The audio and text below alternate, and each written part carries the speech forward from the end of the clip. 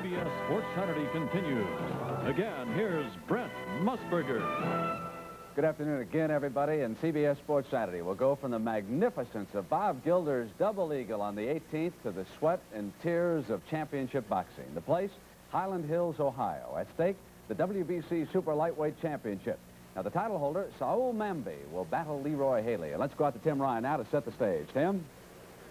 Brent, Saoul Mamby is one of the best-kept secrets in boxing. He's the WBC Super Lightweight Champion of the world, and yet he's making his first featured appearance on national television as the champion. He's in his dressing room at this moment preparing to meet Leroy Haley in his 6th title defense. Mamby getting onto the national tube for the first time in a featured role, looking to impress fans and prove that he is deserving of the title. He has defended those 5 times successfully. In his first title defense, it was against Esteban de Jesus, the former junior lightweight champion of the world. And in this particular fight, he did wind up with a knockout, a 13th round stoppage of de Jesus. Since then, he has defended 4 times, but going the distance. He is a beautiful technician, not known as a great puncher. We suspect that today he wants to show all of his skills. It'll be against this man, Leroy Haley, ranked number 3 in the world, the current North American champion from Las Vegas, Nevada.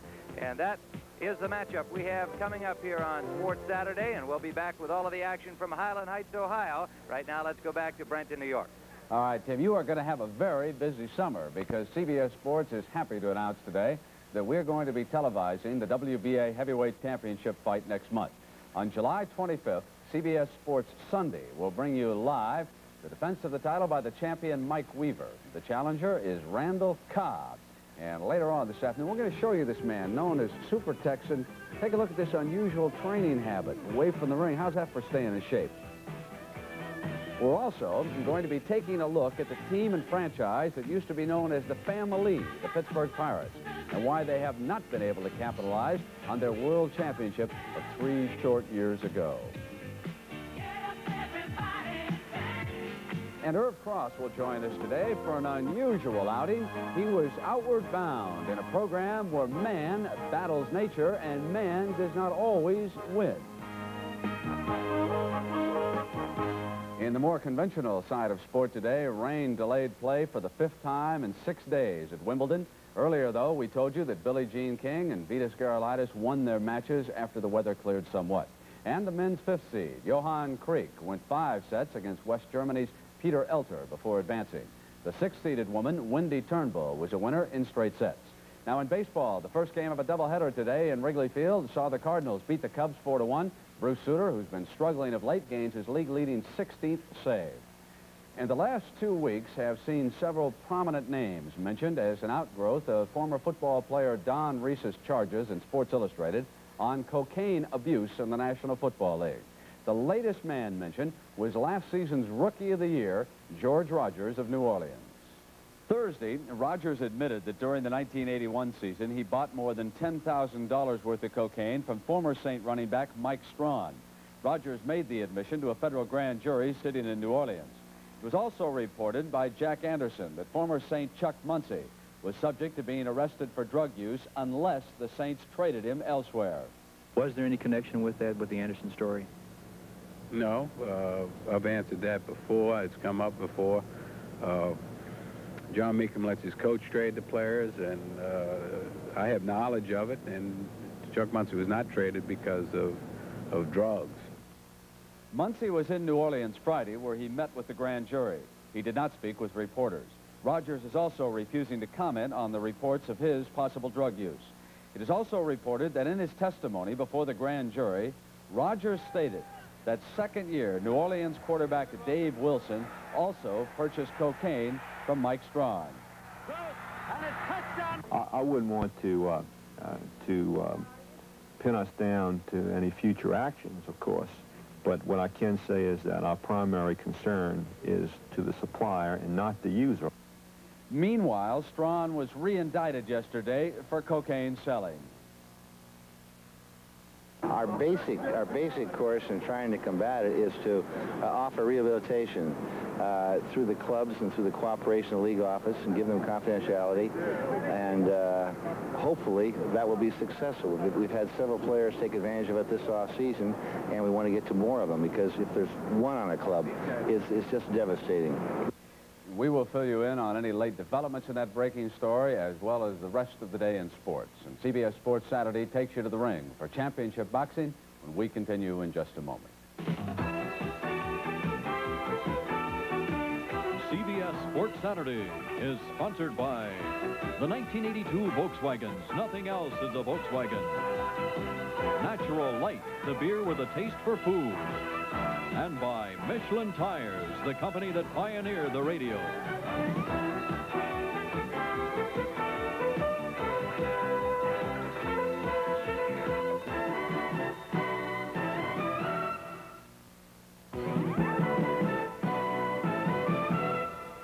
Saoul Mamby, a champion who wants some respect. Time to find out now if he can earn some on CBS Sports Saturday. Let's go out live to Tim Ryan and Gil Clancy. Brent, Saoul Mamby is 35 years of age, the oldest active champion in boxing today, and as we mentioned earlier, and you just did, he's really still looking for respect and recognition. People in his own country don't know much about him. He's from the Bronx, New York, and he won the title in 1980. After losing a split decision in his first try for the title in Thailand, Mamby won the WBC crown in Seoul, Korea, with a 14th round knockout of Sang Hyun Kim. Continuing his international odyssey for acceptance as a true champion, he has defended his title 5 times, but Mamby's acclaim has been largely his own. When I won the title, it was a shock. Nobody gave me credit. Nobody even thought I had the ability, but I did it.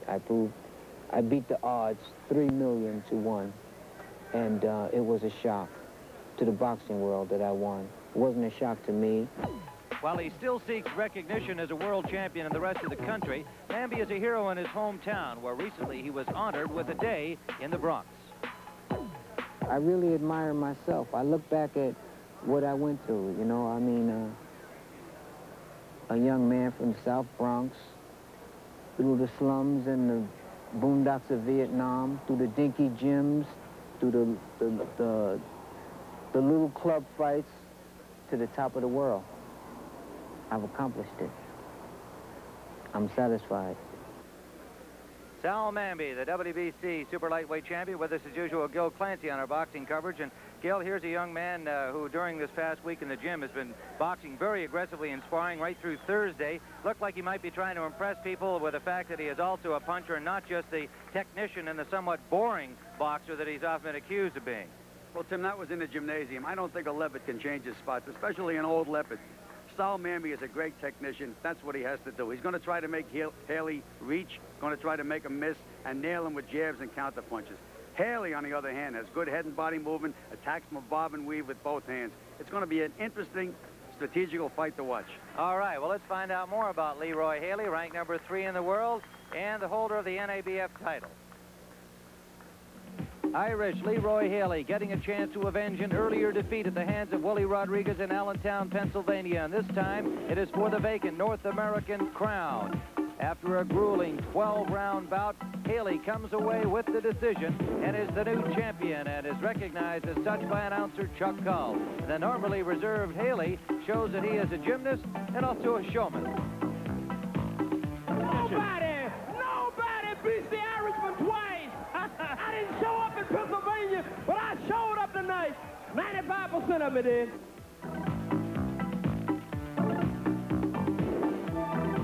Here is Leroy Haley live in Highland Heights, Ohio, ranked number 3 in the world. He's from Garland, Arkansas, and his name is indeed Irish Leroy Haley. It was his given name from his father, Leroy Haley Sr. He prefers to go by Leroy, but when he's in the boxing ring, of course, it's what you call a good angle. Here comes the champion, Saoul Mamby from the Bronx, New York, born of a Jamaican father, a Spanish mother.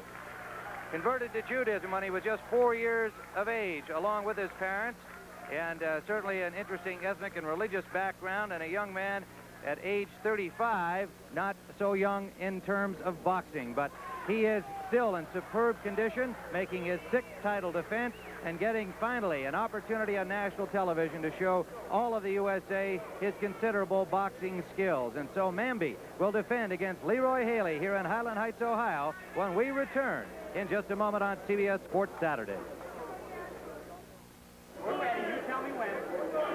Tim Ryan and Gil Clancy back here in Highland Heights, Ohio. Where is it? For those of you who don't know, it's a beautiful suburban area of Cleveland, Ohio, about 30 minutes from the downtown area. And we are about ready to go in this championship action. Saoul Mamby against Leroy Haley. And let's go to our ring announcer, Mike Lewis.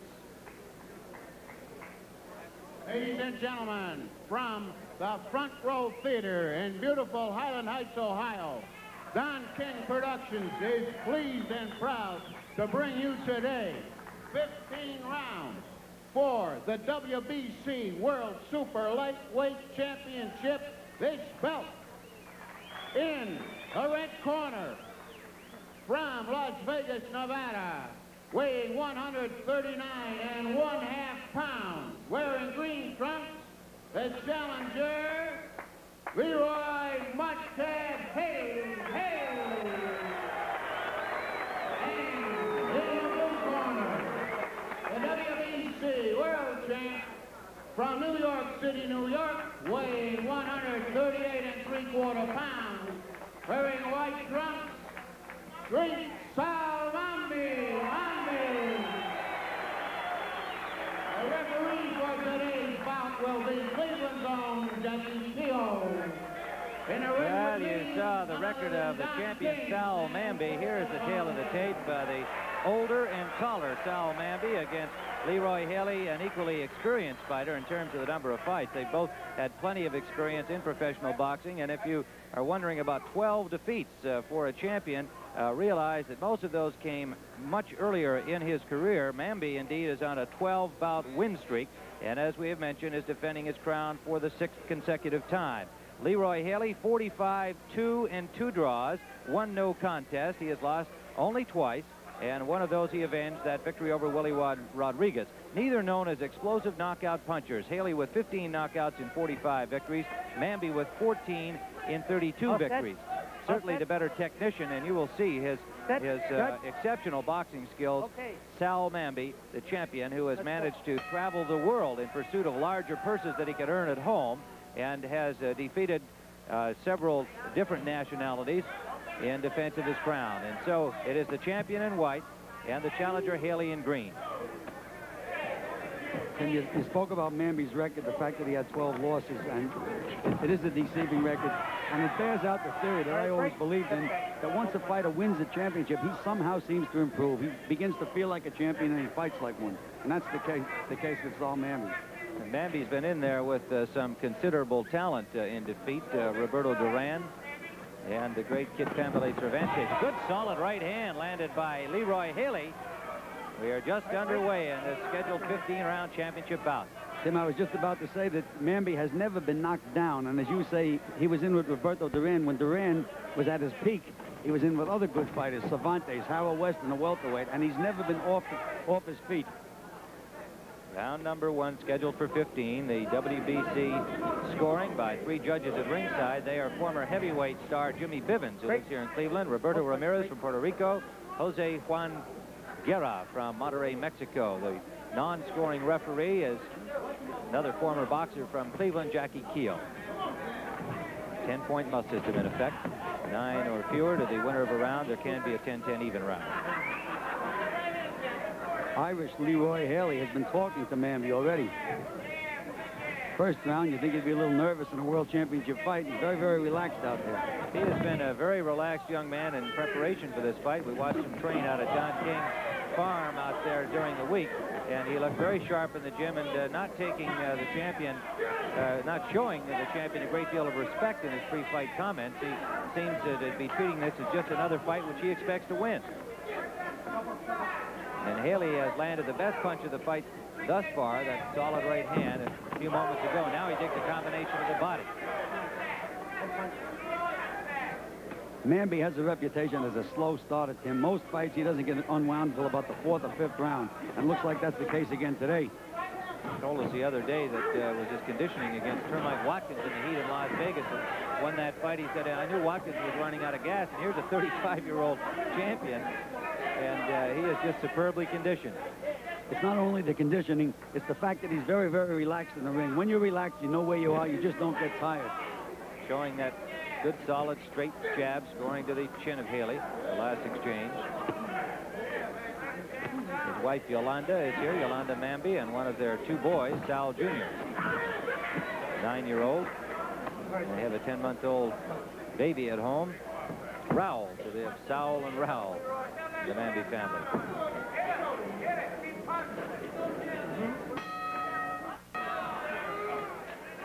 Round number 2, the champion Saoul Mamby in the white trunks, the challenger Leroy Haley in green. A good start for Haley in round 1, and now Mamby indicating that he had been hit low.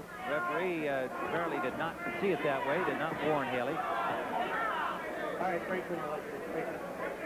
Haley is managed by Carl King, the son of the promoter Don King, and trainer Dal Smith and Lee Black. In his corner, Gene Wilcox manages Leroy Haley. His trainer is Charles Schubert. Neither fighter has been active recently. Haley's last fight was in November, a 3rd-round knockout, non-title bout of it. It's not an NABF title bout. He stopped Bo Moody in 3, and Mamby last defended his crown in December against Obisia Nwangpa in Lagos, Nigeria. Tim, Haley is fighting a very, very smart fight. He's not going right to Mamby. He's making Mamby throw the first punch. He's slipping underneath and he's banging Mamby with the counter punches instead of the other way around. Mamby figured him to walk right in, move his head, and try to punch with both hands, but he's not doing that. Staying outside, being patient, waiting for Mamby to miss, and then he comes in, as he just did then. Break. Haley, the stronger puncher of the 2. And yet, again, as we commented, neither fighter with terribly impressive knockout records. 15 for Haley in 45 victories, 14 for Mamby in 32. You notice Haley is staying outside. Staying outside, he's fighting a taller man, and he's staying outside. Not fighting the fight expected of him, but it's been very, very effective. There he is. Long reaching right hand by the champion Mamby scoring.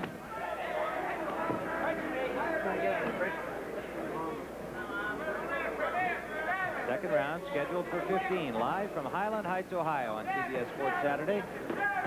Tomorrow we have more championship action. Sugar De Leon defends his WBC Cruiserweight crown against S.T. Gordon. Right here on CBS. Under a minute to go in round number 2.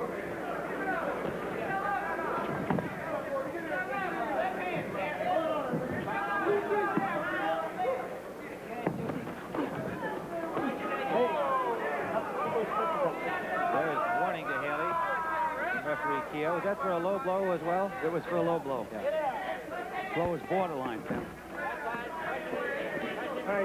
25 seconds remaining, round 2. A little bit different start than we expected. And Haley, with the unexpected strategy, doing a good job early in this fight.